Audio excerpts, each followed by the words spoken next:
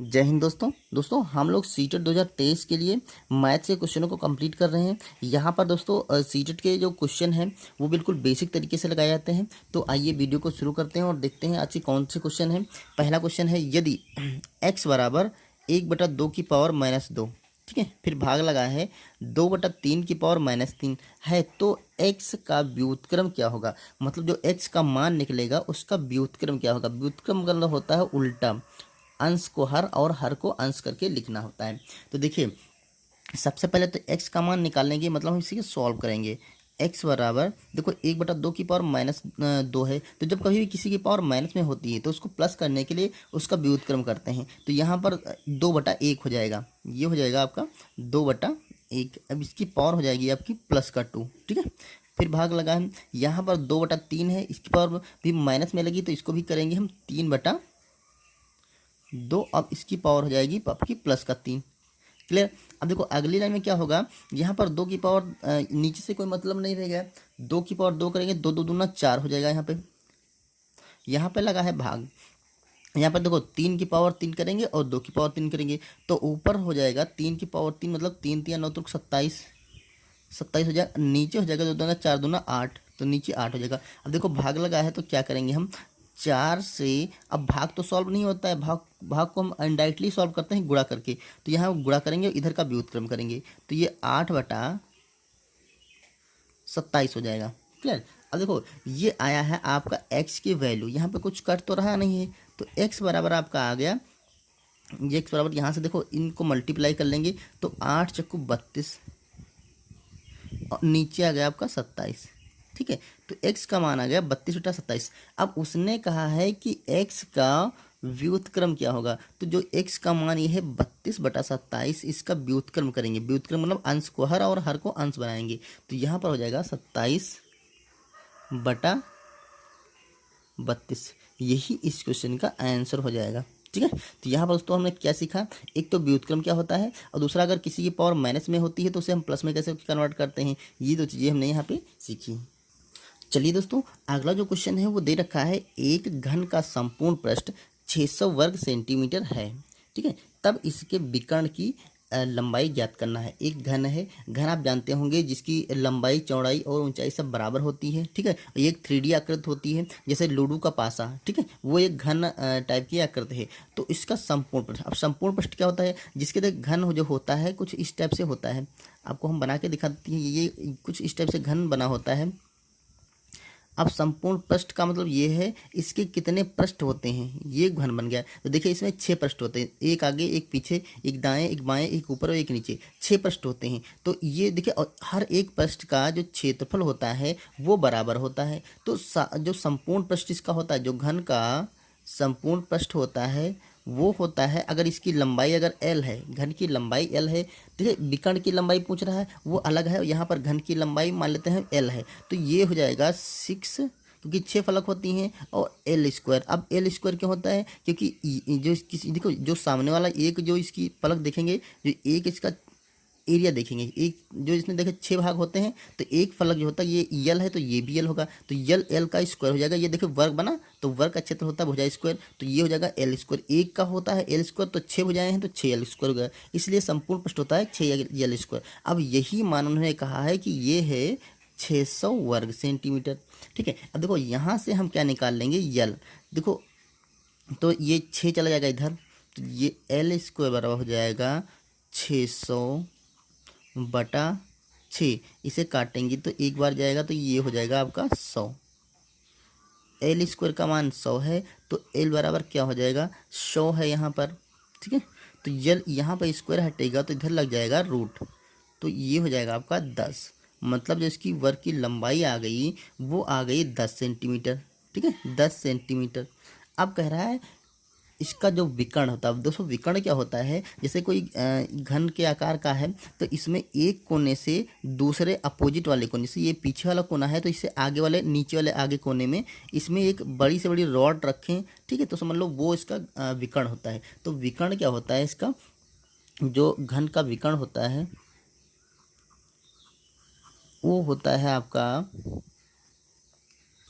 3l, देखिए under root के अंदर होता है 3 और एल, ये होता है किसी भी घन का विकर्ण। तो यहाँ पर हम मान रख देंगे एल का मान कितना है 10 है, तो ये हो जाएगा √3 और गुणा 10। तो इसको हम लिख सकते हैं 10 √3 सेंटीमीटर।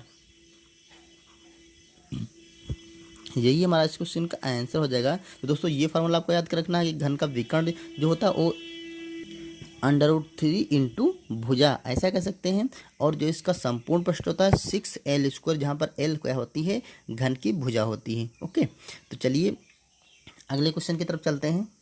ये देखिए, ये क्वेश्चन दे रखा है 1/3, 2/9, 5/6 और 4/27 का लासा क्या होगा। यहाँ पर लासा पूछ रहा है। अब देखिए ऐसे सिंपली तो लासा हमको पता है, लेकिन ये है फ्रैक्शन, भिन्न है, और इसका लासा में कैसे पता करना होता है। तो देखिए किसी भी जो भिन्न होती है उन भिन्नों का जो लासा होता है वो आप ऐसे निकालिए, जैसे भिन्न दे रखी है तो इनमें अंश बटा हर होता है। तो अगर उसका लासा निकालना है तो इसको लिखिए, देखिए इनके अंशों का लासा, देखो अंश का लासा बटे। अब देखो यहाँ पर अगर आपको लासा निकालना तो ऊपर करेंगे अंश का लासा जो भी अंश दे रखे हैं, और नीचे करेंगे हर का मासा। ठीक है, हर का मासा, ये होता फॉर्मूला। अगर आपको यहाँ पे मासा निकालना है, भिन्नों का मासा निकालना है, तो ऊपर अंश का मासा निकालेंगे और नीचे अंश का लासा निकालेंगे। क्लियर। तो अब यहाँ से हमें लासा निकालना है, तो ये वाली संख्याएं हैं, तो इनमें अंशों का मासा निकल, तो यहाँ पर अंश क्या है 4, 5, 2 और 1। तो इनका जब लासा निकालेंगे तो आप देखिए क्या हो जाएगा, 2 से अगर इसको 2 से काटेंगे तो 2 से ये कट जाएगा। देखिए हम 1 है, 2 है, 5 है और 4 है, इसका आप लासा निकालेंगे तो 2 से पहले काटेंगे तो 1 तो कटेगा नहीं, यहाँ पर भी 1 रहेगा, यहाँ पर 5 रहेगा, यहाँ पर 2 आ जाएगा। अब इसको हम 2 से काटेंगे, 1 1 5 और 1। अब 5 से काटेंगे तो ये सब देखो नीचे सारे 1 आ गए, तो इसका जो लासा हो गया वो हो गया 5 दूना 10 दूना 20। तो आपका लासा तो इसका 20 हो गया। अब नीचे हर का मासा, अब हर क्या है 3, 9, 6 और 27। अब देखिए ये मासा क्या होता है, एक ऐसी संख्या होती है जिससे तीनों संख्याएं कट जाएं। तो तीनों संख्या ऐसी एक ही संख्या है जो 3 है, तीनों से तीन जो 4 संख्याएं हैं चारों संख्याएं 3 से कट रही हैं।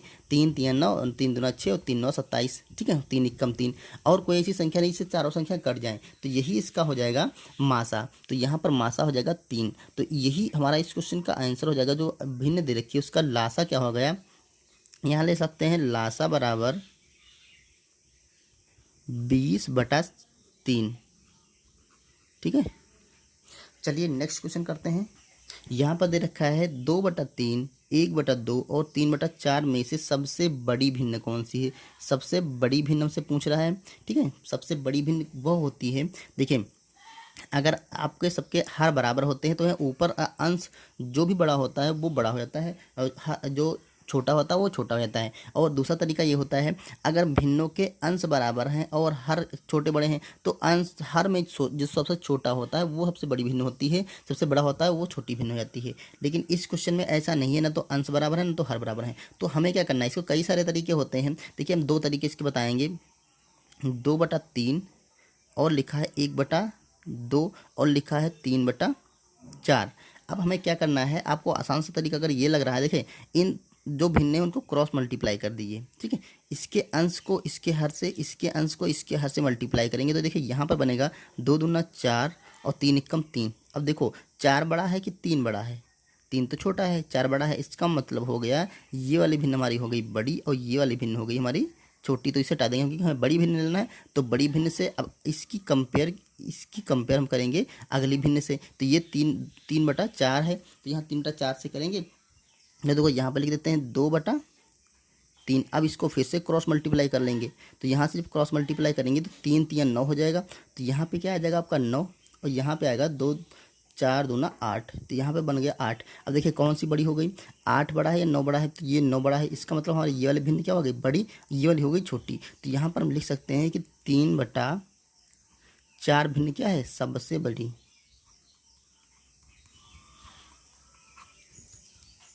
अब दूसरा तरीका आपको बताते हैं। दूसरा तरीका ये है कि इनके सबके अंश बराबर कर सॉरी हर इसके बराबर कर लीजिए, और हर बराबर करने का एक ही तरीका कि हर का निकाल लेते हैं हम मासा। तो जिनका अगर 3, 2 और 4 का आप लासा निकालेंगे, हर का लासा निकालना है, तो ये देखिए ये 4 और 2 से कट जाएंगे, ठीक है। तो 4 3 12, इसका लासा आ जाएगा आपका 12, ठीक है। इसका लासा 12 हो जाएगा। अब क्या करना है हमें, जो भी भिन्न दे रखी है, ये 2/3 दे रखा है, दूसरा 1/2 दे रखा है, और तीसरा दे रखा है आपका 3/4। अब इसका हमें क्या करना है, लासा देखिए है इसका लासा 12 आ गया, तो इस भिन्न को हमें 12, इसका लासा को 12 बनाना है। अब देखिए इसको मल्टीप्लाई करेंगे 4 से, तो ये हो जाएगा 12 नीचे, तो यहाँ 12 हो जाएगा, तो इसको भी 4 से मल्टीप्लाई कर लीजिए, तो 4 दूना ऊपर बन जाएगा 8, ठीक है। दूसरा देखो इसको हमें 12 बनाना है, तो इसको मल्टीप्लाई करेंगे हम 6 से, इसको भी मल्टीप्लाई करेंगे 6 से, तो ये हो जाएगा 6/12। यहाँ पर भी 12 में बनाना है, तो इसको मल्टीप्लाई करेंगे हम 3 से, तो ऊपर भी 3 से मल्टीप्लाई करेंगे, तो यहाँ पर हो जाएगा आपका 12, यहाँ पर हो जाएगा 3 3 9। आप देख सकते हैं इसमें ऊपर अंश आ गया 8, यहाँ पर 6, यहाँ पर 9, तो बड़ा कौन सा अंश आया है, ये आया है 9/12, ठीक है। अब देखिए सबके हर हमने बराबर कर लिया, तो जो अंश बड़ा है वही हमारी भिन्न बड़ी हो गई। तो बड़ी भिन्न कौन सी आ गई, 3/4। इसका मतलब कौन सी है, 3/4, यही हमारी बड़ी है, यही हमारे क्वेश्चन का आंसर हो गया। देखिए इसमें भी 3/4 है, इसमें भी 3/4 है, ओके। और दूसरा तरीका एक और है, इसको आप पॉइंट में बदल लीजिए, नीचली संख्या से ऊपर की संख्या को काटिए, भाग करिए, और पॉइंट के 2-3 अंकों तक काट लीजिए, फिर उसमें आसानी से पता चल जाएगा कि कौन सी भिन्न बड़ी है, कौन सी छोटी है, ओके फ्रेंड्स। तो जो भी आपको तरीका समझ में आए उससे आप सॉल्व करिए। बस इस वीडियो में इतने ही क्वेश्चन। अगर आपको वीडियो पसंद आया है और क्वेश्चन अच्छे लगे हैं, अगर समझ में आए तो इसे लाइक करिए, चैनल पर नए तो सब्सक्राइब करिए, ठीक है, शेयर करिए। चलिए मिलते हैं नेक्स्ट वीडियो में, तब तक के लिए थैंक यू।